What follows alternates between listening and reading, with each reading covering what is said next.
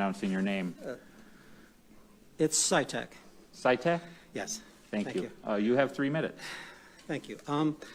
I worked over 40 hours over the course of 3 days down at Wayne County AV Board review. Excuse me, I'm out of breath. I just ran down the hallway to know I was next. Anyways, some of the things I want to point out is some improprieties and some obvious deficiencies. First of all, on the day of voting, became aware that we didn't have enough GOP people available for doing simple things like duplication of ballots. Excuse me again. The point I want to make is that I approached Daniel Baxter, who was the chairman for this AV center, and asked him directly, about the number of GOP people that were there, waiting for a duplication of a ballot, and none showed up. So at that point, I asked him how many GOP workers there were. He says, "Oh, we have about 10 or 12." He says, "Well, are they on the tabulators?" He says, "Oh no, we don't need them over there." I says, "They're on the adjudication tables." And 10 to 12 people didn't even man all the stations that were there, which, again, indicated to me that there was not an adequate number of Republicans opposing to validate the proper dual party evaluation of all these adjudicator tables, the regular ballot counting stations. So let me move on to, excuse me. Yeah. The other thing I noticed that at the end of the day on around 6:30, there were 5,000 ballots that needed to be duplicated sitting on a table. If you perceive the workforce, most of the tables had retired. They were on break, and they were none of them were doing anything. And a few of or maybe a quarter of the tables are finishing up precinct countings. When I went upstairs to take a break, right around 7 o'clock, they were dismissing the extra workers that they had for their staff, telling them they were no longer needed. And I came back down, and still none of those ballots had been challenged or were being duplicated. What it indicated to me was a misuse of their workforce. They had 5,000 ballots that needed to be duplicated, but they weren't bothering to process any of them while they had the people available. So, and then I ended up being there, excuse me, on Wednesday to follow up. And I actually was watching a tabulator machine. And it's important to know that I ended up in assault and battery with a worker there. I'm very sorry about why this alarm is so hard to shut off. But right. That's the conclusion of your 3 minutes. Did you submit your testimony in writing? I did on the assault and battery charge. Which you please will make sure to take note of that and attach it to your testimony. Thank you. I'll see if I have a copy. Any questions, members? Thank you very much for your time, sir. Thank you. Apologize again for mispronouncing your name. You have 3 minutes. Excuse me. Take your time.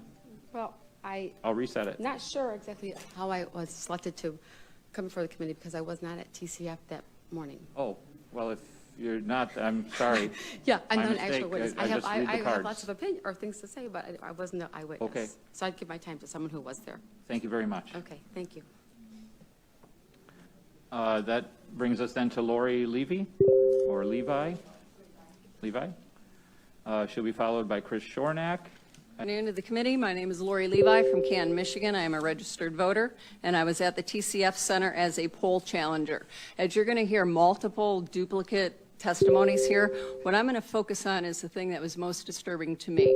I was under the impression that as a poll challenger, our primary responsibility is to make sure before a vote is cast that that ballot is either in the registered poll book, the computer book, or in the paper poll book, of which anytime as a challenger I tried to look at the ballot and then try to verify it, I would get 2 or 3 of the poll workers literally screaming at me to get back 6 feet. However, we did not know that that had been overturned the night before, which would have been helpful. But at no time were we able actually to physically see the ballot and then see it in the poll electronic book. The person opening the ballot would probably be sitting where Senator Theis is, and the electronic screen that we were supposed to be watching is basically to where the committee clerk is. Now, I don't know if you guys got binocular vision, but I don't. So I cannot look at a ballot over here, run down to this screen and be able to see it and verify that it is the same. I did address that with them multiple times, and they told me, sorry, I should have planned better. Plan better as to how? Needing binoculars? I mean, we as a poll challenger are supposed to verify the name, address on the ballot to the electronic poll book. And if it is not there, then it is supposed to be in a paper poll book, of which there was a significantly large poll worker. Anytime that I said that is not in the book, when she would scan it, it would not come up on the screen, then she would basically hover over this paper book, sometimes checking something, and other times we could see that they did not check it. And then they proceeded to manually enter these into the electronic poll book, where then they would come up on the screen.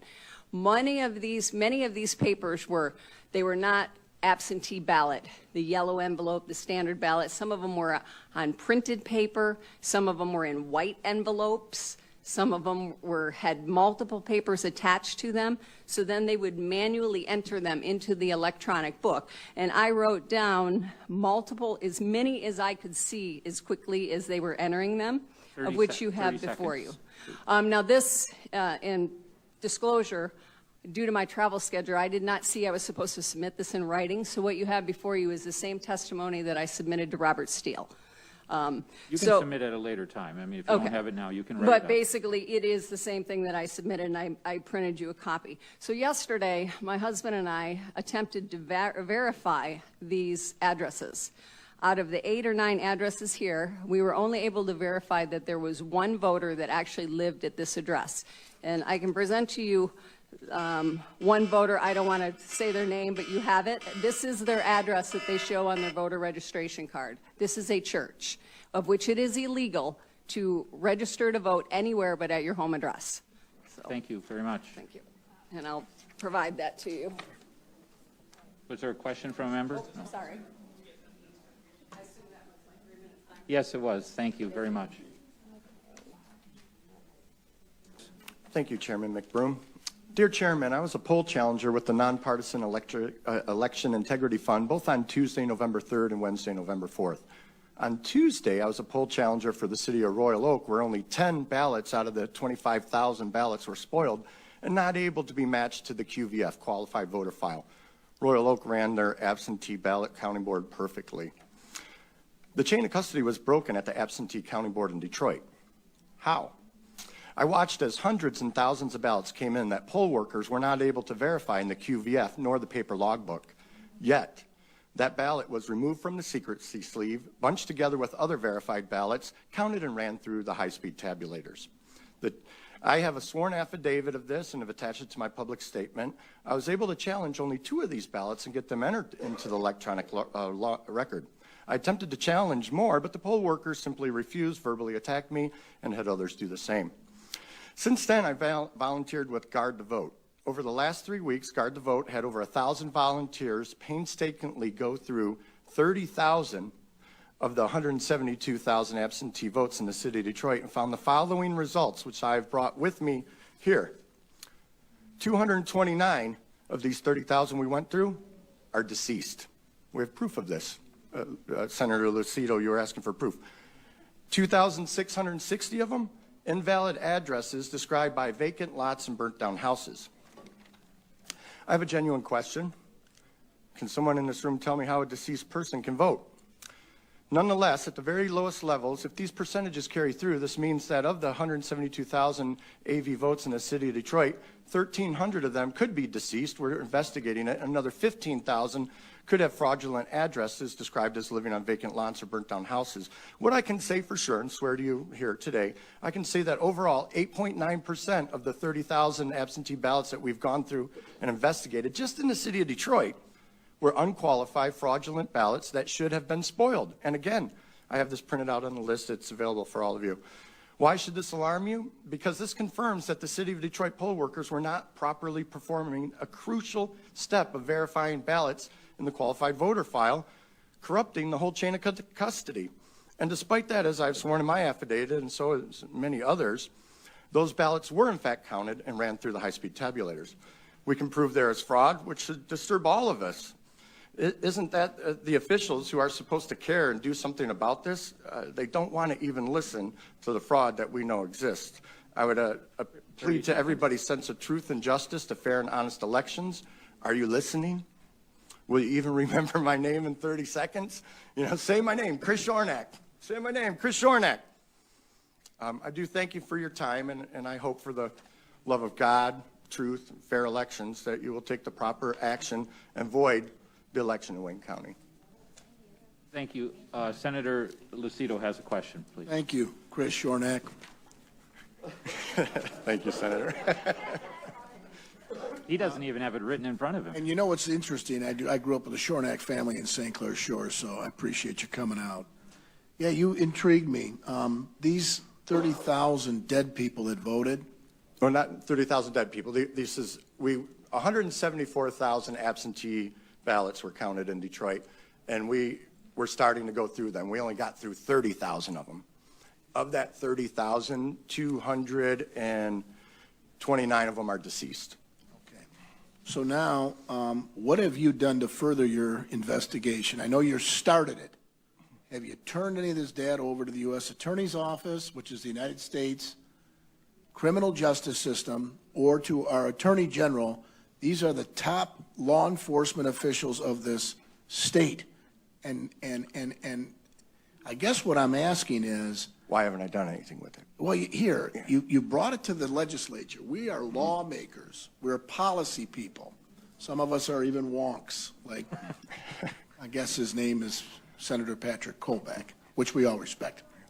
At the end of the day, I would love to see some of these things turned over with a CC to the Oversight Committee, because what we've learned is that I know the chairman and the other members of this committee are working real hard to start to look at policy and fashion legislation that will ban, bar, and vitiate all of these concerns. It's very tough to do, but at the end of the day, this needs to go to the Attorney General's office. If there is people that have died and are voting in an election, that needs to be brought to her attention, as well as the United States Department of Justice that ensures voting, as well as the respect of our Constitution. Yeah, I can assure you that's going to be done. I stand here representing over 1,000 volunteers, and they got my word. And you know, I'm a husband, I'm a father, I'm volunteering like everybody else behind me. And this is new to me. I'm a hack, but I do know that we're going to follow this up, and we're going to get it to those exact same people. And we appreciate that, and I got to tell you, the concerns that everybody sitting in here, outside, in the other overflow rooms have are genuine, legitimate, but more importantly, they need to be brought to our attention as policymakers, not court of law. This is not a judge sitting here. He's a committee chairman, respected in his communities as we are all in ours. We're elected officials. But we don't wear robes and we don't make decisions on what is going on here. But we will listen to it for policy purposes to ensure the sanctity and security of the voting system. Thank you very much, Mr. Chris Shornack. Thank you, Senator. Mr.